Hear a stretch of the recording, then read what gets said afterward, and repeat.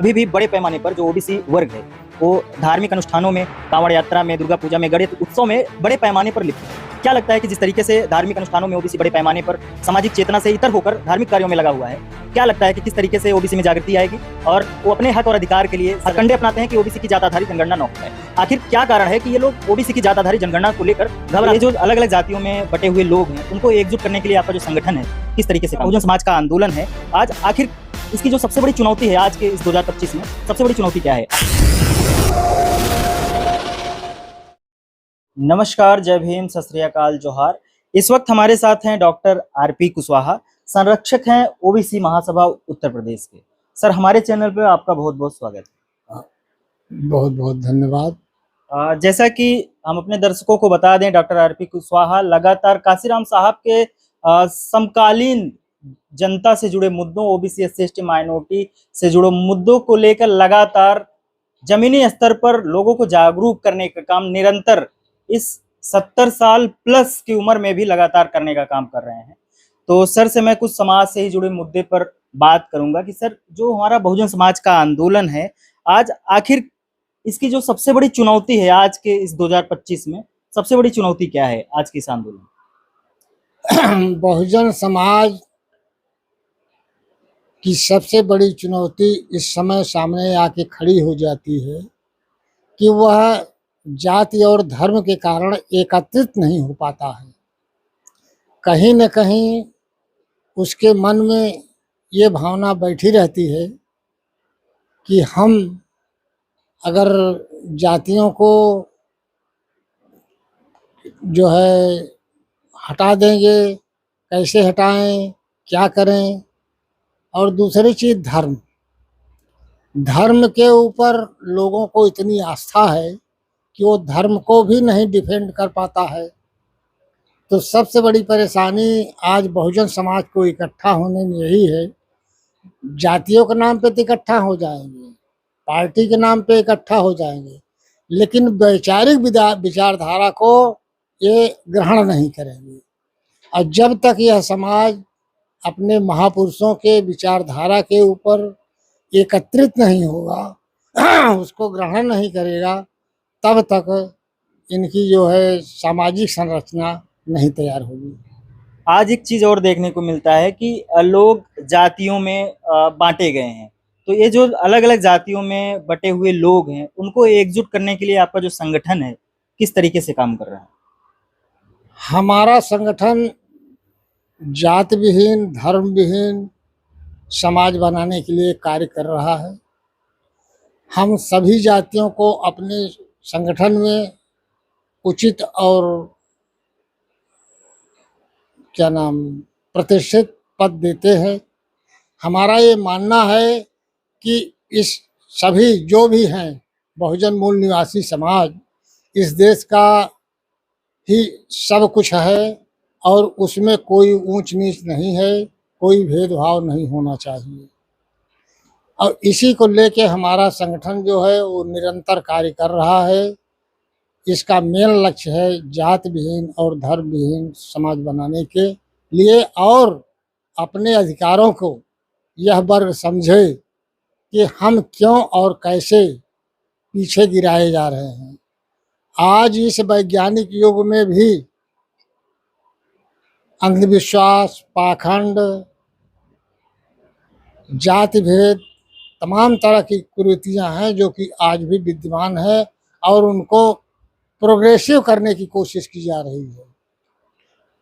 तो हमारे संगठन का मेन उद्देश्य है कि हम सबको एक बराबरी पर लाके एक समान सबके साथ व्यवहार, खान पान, रहन सहन, शादी विवाह सभी कुछ एक साथ होना चाहिए।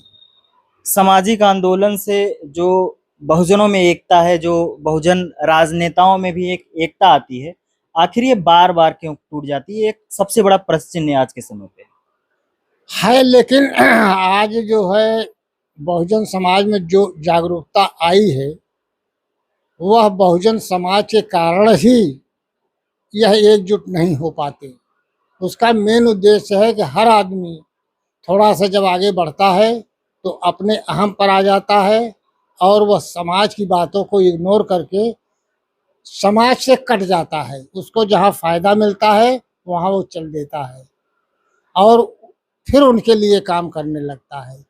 आज अगर आप गौर से देखिए तो ये जो भारतीय जनता पार्टी है, एकदम बहुजन ही उसमें सब कुछ है और बहुजन के ही बल पर वो पार्टी आज शासन कर रही है। लेकिन उसमें बहुजनों का हित कहीं नहीं है। जहाँ बहुजनों का हित आता है, जहाँ बहुजनों को कुछ देने की बात आती है, वहाँ वह पार्टी चूंकि विचारधारा के कारण वहाँ से मुकर जाती है।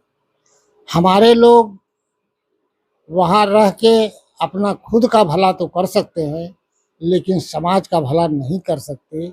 इसलिए हमारा ये मानना है, बहुजन मूल निवासी समाज का व्यक्ति वहाँ है तो वह अपनी बातों को लेके पार्टी के अंदर मुखर हो, बात करे कि जिससे कुछ समाज का भी भला हो।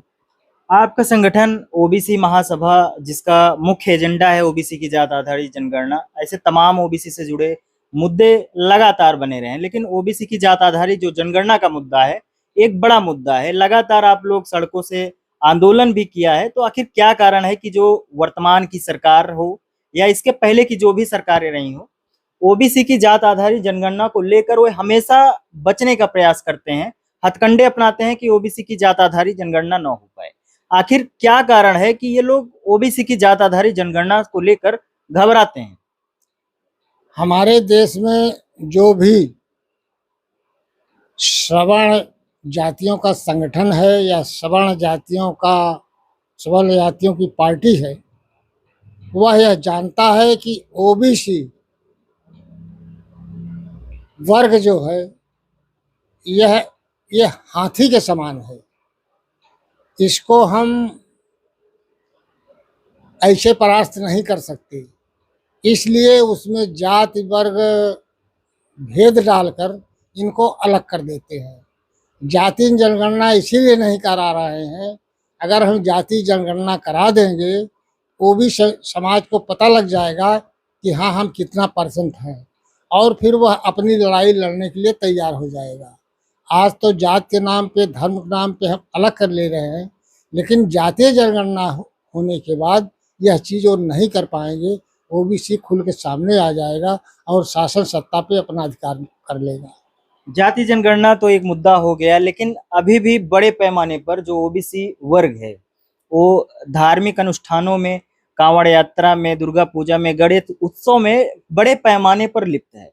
क्या लगता है कि जिस तरीके से धार्मिक अनुष्ठानों में ओबीसी बड़े पैमाने पर सामाजिक चेतना से इतर होकर धार्मिक कार्यों में लगा हुआ है, क्या लगता है कि किस तरीके से ओबीसी में जागृति आएगी और वो अपने हक और अधिकार के लिए सजग होगा? यही तो बहुजन मूल निवासियों का सबसे बड़ा दुर्भाग्य है कि न जानकारी के कारण अपने पैर में ही वह कुल्हाड़ी मार रहा है। ब्राह्मणवादी व्यवस्था जो है यह इसका प्रमोट करती है और हमारा समाज धर्म के नाम पर उसको मानने के लिए तैयार हो जाता है। जैसे आपने गणेश उत्सव का नाम लिया, गणेश उत्सव सभी मनाते हैं, लेकिन किसी ने भी यह नहीं सोचा होगा कि एक इंसान के सर पर हाथी का सिर क्या फिट हो सकता है। तो यह सब सोचने की बातें हैं। ठीक है, धर्म को मानिए, लेकिन धर्म वही है जो एक मानव का कल्याण करे, एक मानव की सहायता करे, एक मानव को अपने अंदर अंगीकृत करे। धर्म मानव धर्म ही सबसे बड़ा धर्म है। इसलिए लोगों को धर्म पीछे नहीं भागना चाहिए। अपनी रोजी रोटी, अपने कल्याण, अपने समाज के कल्याण के लिए कार्य करना चाहिए। हमारा यही कहना है। एक लास्ट सवाल आपसे लूंगा कि जिस तरीके से डीके खापड़े, दीना भाना, काशीराम साहब से लेकर जो आंदोलन चला, वो आंदोलन जिन मुद्दों को लेकर चला और उसके विरोध में जो लोग थे, चाहे बीजेपी हो, आरएसएस हो, कांग्रेस हो, आज वही लोग उन्हीं मुद्दों को लेकर हैंड ओवर करने का काम कर रहे हैं, उन्हीं मुद्दों से बहुजन समाज को रिझाने का काम कर रहे हैं। अभी बिहार में चुनाव है, उसके बाद अन्य राज्यों में भी चुनाव है। कांग्रेस के द्वारा लगातार बहुजनों के हित की बात की जा रही है। ऐसा लगता है कि बहुजनों के सबसे बड़े पैरोकार कांग्रेस के ही लोग हैं। इसको आप किस तरीके से देखते हैं और बहुजन समाज और खास करके ओबीसी वर्ग को क्या संदेश देना चाहते हैं इस चीज को लेकर? हमारे महापुरुषों ने जो कहा है वह सत्य कहा है, और सत्य के आधार पर ही उन्होंने समाज को जगाने की कोशिश किया है। चाहे वो कांसीराम जी हों, चाहे वो डीके खापर्डे हों, चाहे दीना भाना हो, महात्मा ज्योतिबा राव के विचारों को, बाबा साहब भीमराव अम्बेडकर के विचारों को लेकर ही वह आगे बढ़े। और आज समस्या इस बात की है कि हमारा समाज उनको पढ़ता नहीं है, उनको जानता नहीं है, क्योंकि पुरानी पीढ़ी जो थी उसके समय में इतना अवेलेबल नहीं था हर चीज़ पढ़ने का, जानने का, समझने का। लेकिन आज नई पीढ़ी के समय में यह जब सब है, तमाम तरह के सोशल मीडिया है, तमाम तरह के चैनल हैं जो जागरूक करने का कार्य कर रहे हैं, लेकिन वह लोग उसको भी नहीं देखते। यही सबसे बड़ा दुर्भाग्य है कि हमारा आदमी जो है अपने हित की बात न सोच करके वो जिधर भी कह देता है, हमारा जो विपक्षी है जिधर भी कह देता है उधर ही चल देते हैं। जी, बहुत बहुत धन्यवाद। हमारे साथ थे डॉक्टर आरपी कुशवाहा, ओबीसी महासभा से हैं। ये वीडियो आपको कैसे लगा, आप अपनी राय जो है कमेंट बॉक्स में लिखना ना भूलें। बने रहिए बहुजन प्लेनेट के साथ। मैं एल के शर्मा नंदवंशी, बहुत बहुत धन्यवाद।